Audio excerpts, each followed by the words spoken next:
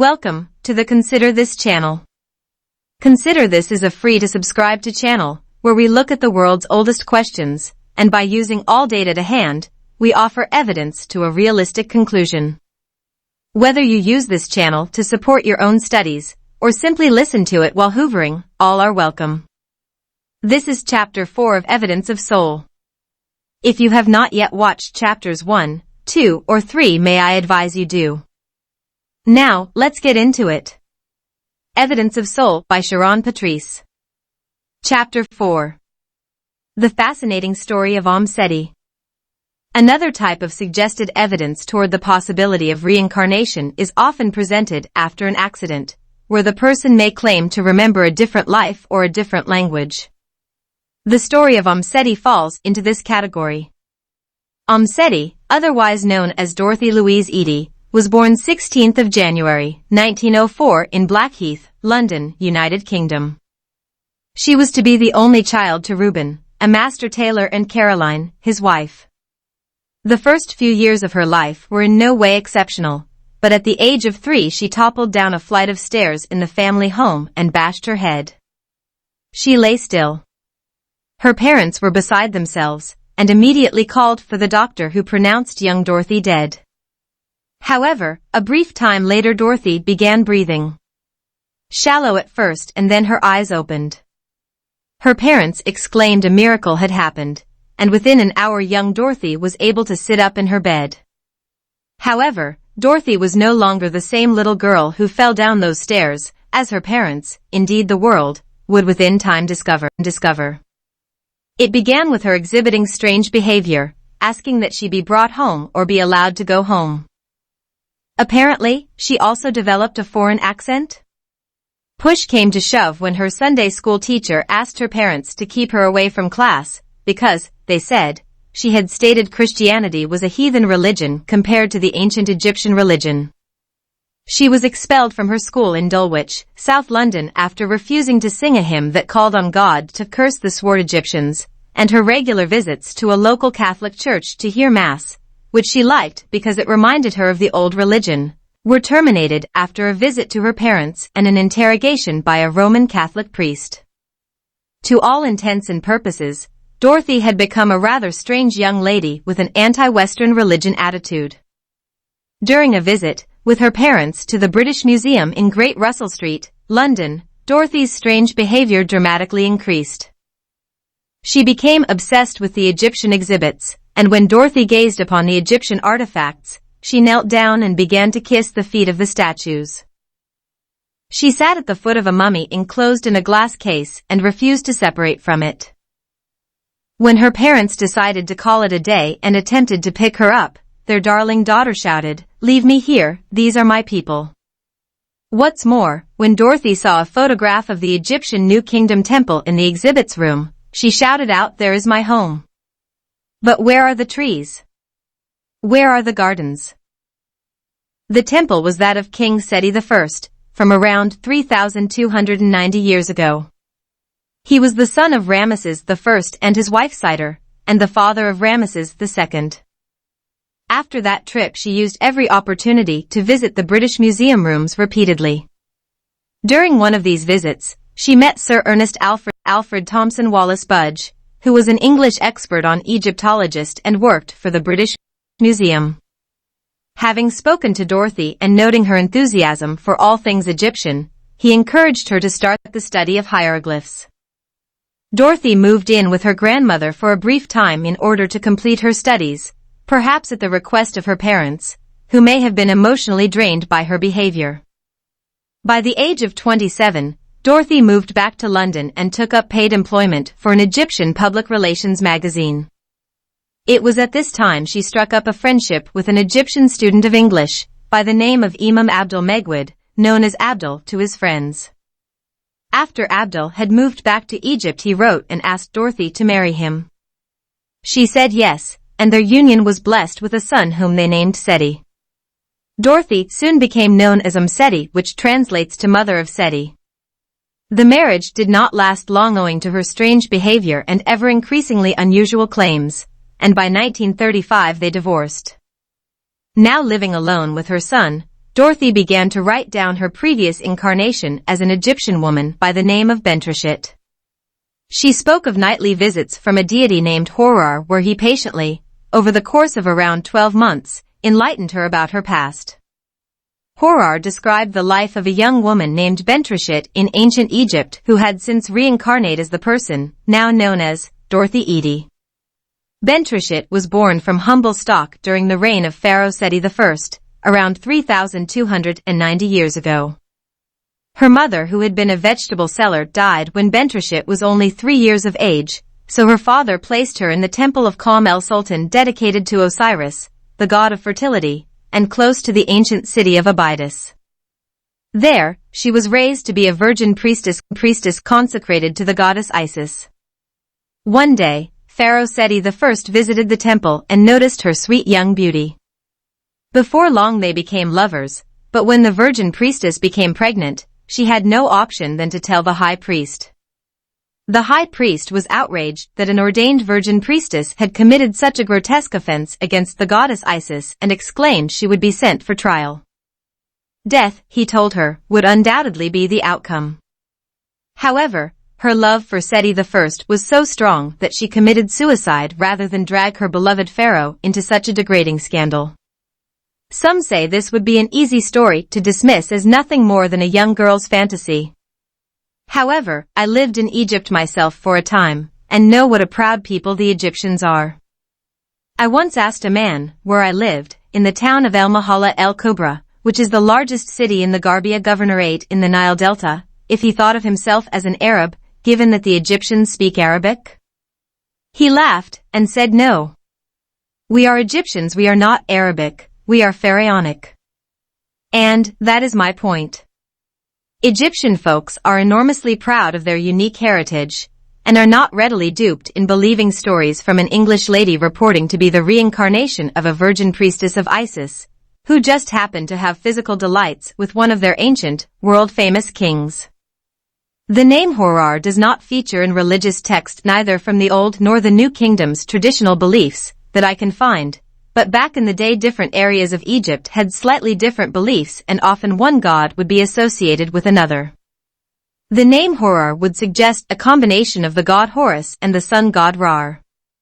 If Dorothy just wanted to pull the wool over a few people's eyes, why would she make up the name Horar, a name that cannot readily be identified? Why not just say Rar visited her? Again, another interesting phenomenon which may or may not be related to past life memories, is the strange occurrence of suddenly speaking another language after an accident involving the head. Ruben Semo, a young lad from Atlanta, Georgia, USA, suffered a concussion during a soccer game. When he regained consciousness from the head injury, he was able to speak fluent Spanish, even though he had only learned basic Spanish at his school. Moreover, during this time, he struggled to speak English, his native language.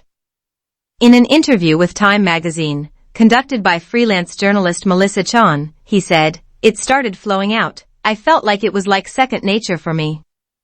I was not speaking my English right, and every time I tried to speak English, I would have a seizure." He went on to say it was weird, it was not scary at all. I actually liked it a lot. It was really unique to me. Within a few weeks Ruben slowly began regaining his ability to speak English, and his Spanish skills slowly faded away. Like all cases similar to Ruben's, doctors struggle to explain exactly what is going on. Although cases like Ruben's are quite rare, they are not unheard of, however, they are somewhat of puzzle. If Om Sety's case is suggestive of reincarnation, why not Ruben's? Both had accidents involving the head. Is it possible Ruben was remembering a language from a past life? Another story similar to Ruben's, and one that may help shine a pinpoint light on this brain teaser, is that of an Austrian man who after a car accident came to speaking fluent Mandarin, having only learned basic Mandarin at school. The subconscious is a funny old thing, read that as peculiar rather than funny, haha. We listen and watch the outside world and our consciousness digest what we see, hear and feel with a real-time connection. When we sleep, our subconscious steps in and appears to store what we have learned as a memory, not always the same night, indeed it may be months, before we digest those memories. Some people have the ability to bring those memories back to the conscious mind within seconds. For example, during school exams. Some folks stroll through exams remembering nearly all they have been taught. They pass that examination with flying colors. Others, on the other hand, find it difficult to bring the information back from the depths of the subconscious. They may stare at a question for ages. They remember learning the subject and know they know the answer, but they cannot bring that answer to the forefront of their consciousness. This does not mean the later are thick, or that the ones who passed are smart. It simply means the first group find it easier to recall information. However, from a psychological point of view, the degree to which the memories we form are accurate or easily recalled depends on a variety of factors. A view from the scientific discipline is conditions in which information is first translated into memory to the manner in which we seek to recall it, or are unwittingly prompted to recall it may differ from person to person. Foreign accent syndrome. Foreign accent syndrome, or FAS, for short, is a recognized medical condition where patients, mainly those who have suffered from a stroke, a head trauma, migraines, or brain lesions, sometimes demonstrate. It is believed the involuntary condition might occur due to the speech production network of the brain becoming damaged, or may also be considered a neuropsychiatric condition. In these cases, speech patterns that are detected as a foreign accent, that is to say, foreign from the usual communicative voice of the subject, will fall under the title of foreign accent syndrome. There is still an awful lot we need to learn about this condition. The good news is, generally, FAS is not a persisting disorder. It is a temporary stage within the recovery process. From a biological perspective, the brain produces thought. It thinks by using nerve cells called neurons that communicate with each other through electrical and chemical signals. These signals carry information about our external and internal world, such as sensory input, emotions, memories, and goals. The brain has billions of neurons that form networks and circuits which process and integrate information in different regions and levels of the brain. It is the physical operation behind how we think, aspire, feel, and see ourselves. A little like a living computer storage circuit, if you like. Without this facility, we would not be enabled to understand our surroundings, our past experiences, and therefore ourselves. Could a bash to the head or brain cause the consciousness and the subconsciousness to desperately try and stabilize itself by pulsing its little bursts of electricity from neurons to neurons, producing what we recognize as thoughts, but occasionally mixing up its messages? If so, is it then possible for the conscious self to search for a language to communicate, and diving deep into its subconsciousness brings to the forefront the memory of a foreign language learned at school? Given it could be that Reuben and other cases like his become confused after receiving a bang on the head, and in order to stabilize itself the brain got its wires somewhat crossed, and if that is the case neither foreign accent syndrome, nor coming out of a coma or concussion speaking a foreign language should be placed within the confusing and difficult problem of reincarnation. Past life regression. Past life regression is usually carried out by a professional hypnotist or clinical psychiatrists, and involves the patient lying down, getting comfortable and submitting to the hypnotist's suggestions of falling deeper and deeper into a trance-like state of semi-sleep. Once the patient is within the trance, he or she will be asked to remember particular milestones of their life, for example how they celebrated their 21st birthday. After the patient has recalled that birthday, they may be asked about their 5th birthday, and so on until they are asked to go back to a place before they were born into this life. If this is achieved, the next question is usually, what is your name, and so on. But past life regression has proven to be a little hit and miss. While details given under trance in some cases of past life regression have brought us stories, which on the face of it appear remarkably accurate, not all are so straightforward. One example of this is the case of Bridie Murphy. In 1952, a Colorado, USA, a homemaker by the name of Virginia Tighe, born in 1923, was put into a trance-like state by amateur hypnotist, Maury Bernstein. Bernstein took Virginia back until he could suggest she was looking back into a life before this one. Ty's accent changed from an American Midwest to a heavy Irish brogue as she went on to recall her past life as a 19th-century Irish woman, by the name of Bridie Murphy. Even though Virginia had never been to Ireland, she seemed to know place names and other specifics relating to a particular area of Ireland. Bridie's life, Virginia recalled, began on December 20th, 1798. She was born to Duncan Murphy, a barrister, and his wife Kathleen. They lived in a wood-built house, named The Meadows near Cork City, County Cork, Ireland, and she stated she went to St. Teresa's Church, Roman Catholic school. At 17 years of age, Bridie married barrister Sean Brian McCarthy. Sean, she recalled, taught at Queen's University Belfast, and so after marriage they moved as husband and wife to the city of Belfast in the north of Ireland. In the year 1864 she remembered a fault that caused her death. What's more, she clearly remembered watching her own funeral, even describing her own gravestone. She went on to state she recollected being in a life after that death. It was, she recalled, a feeling of neither pain nor happiness. The description of her previous life, with details of where she went to school, neighbors' names, etc., caused a frenzy, and were picked up by journalist William Barker, and published in 1956 in the Denver Post. The publishing house, Doubleday, released a book by Bernstein named The Search for Bridie Murphy, and by the time the book hit the shelves the film rights had already been sold. The book became a bestseller. Reporters and journalists were sent to Ireland to track down the background of Bridie Murphy, but the facts of her recalled life were not easily found, and doubts about her story of reincarnation slowly began to materialize.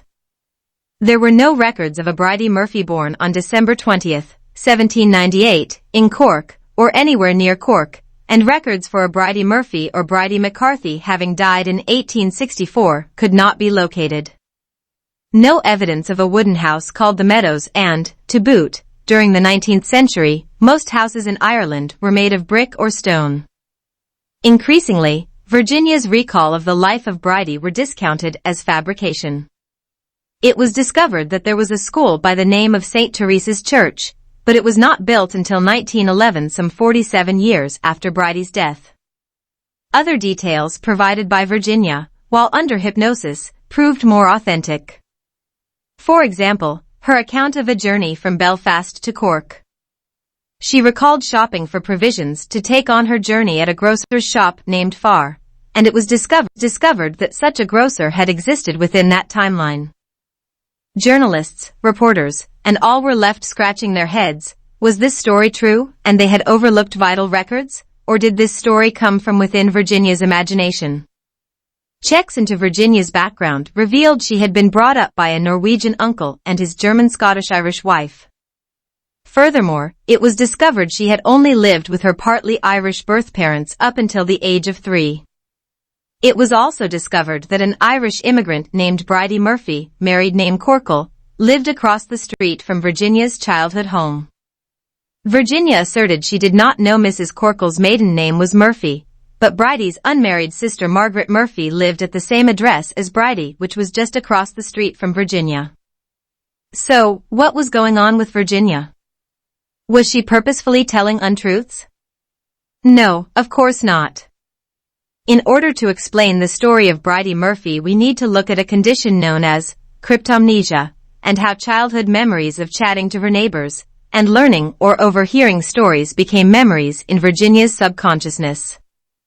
When asked to remember a previous life, her subconscious thought process simply regurgitated known facts of a different life it had stored.